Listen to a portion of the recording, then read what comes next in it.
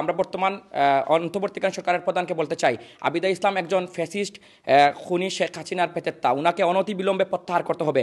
আমরা আপনাদেরকে আজকে সব ডকুমেন্টস দিয়েছি এবং আবিদা ইসলামকে আমরা চ্যালেঞ্জ ছুড়ে দিতে চাই, উনি কি ওইগুলো অস্বীকার করতে পারবেন আপনাদেরকে আজকে আমরা যে ডকুমেন্টস দিয়েছি।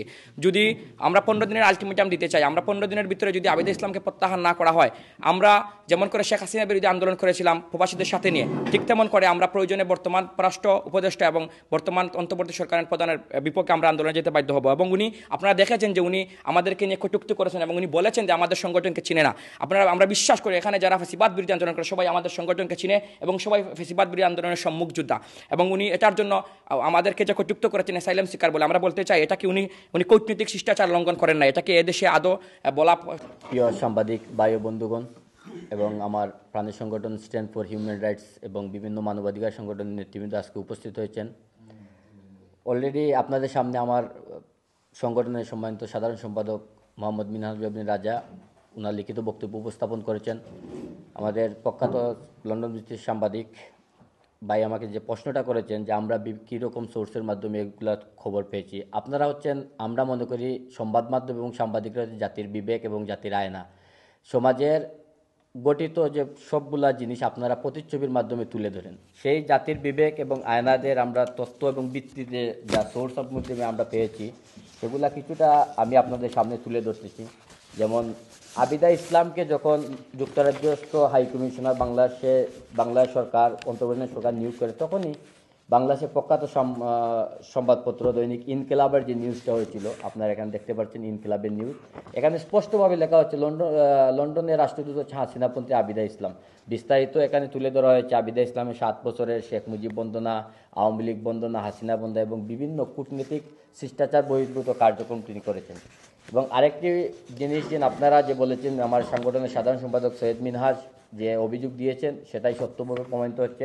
আবিদা ইসলামের বাসার সামনে উনি যে মুজিবের মূর্তি স্থাপন করে মুজিব বন্দনায় লিপ্ত ছিলেন, যেটা একজন ডিপ্লোম্যাটিক হিসেবে শিষ্টাচার বহির্ভূত কর্মকাণ্ড নিষেধ করতে চাই। আমরা আপনাদেরকে কিন্তু আমাদের দৈনিক ইনকিলাব, আমাদের সহ বিভিন্ন জাগরণ নিউজ সবগুলো আপনাদেরকে আমরা ডকুমেন্টস করে দিয়েছি।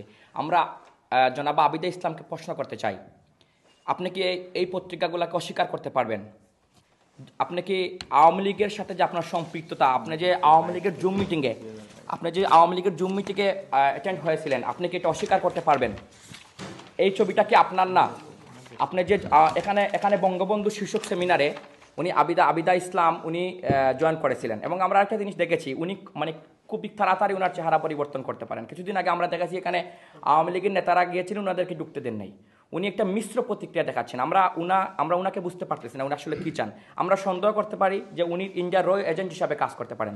এবং আরেকটা জিনিস আপনাদের উল্লেখে বলতে চাই, উনি আসার পর থেকে আমরা যতটুকু খবর নিই, আমরা একটি বাইরের ভিডিও আপনাদেরকে প্রয়োজনে দিব। ওইখানে দেখা গেছে যে ছোটো মোটো একটা রুমের মধ্যে ওইখানে অনেক মানুষ, এই দেশের যারা শিশু বাচ্চা এবং আমাদের গর্ভবতী বোনেরা যদি যারা যান, এখানে 3 ঘন্টার উপরে দাঁড়িয়ে থাকতে হয়। উনি কী সেবার মান উন্নয়ন করেছেন? আমরা মনে করি উনি এখন পর্যন্ত ওনার এইগুলো নিয়ে চিন্তা আছে, উনি হয়তো খুব মন খারাপ করে বসে আছেন ওনার নেত্রী স্বৈরাচারী শেখ হাসিনা পালিয়ে গেছে এটার জন্য।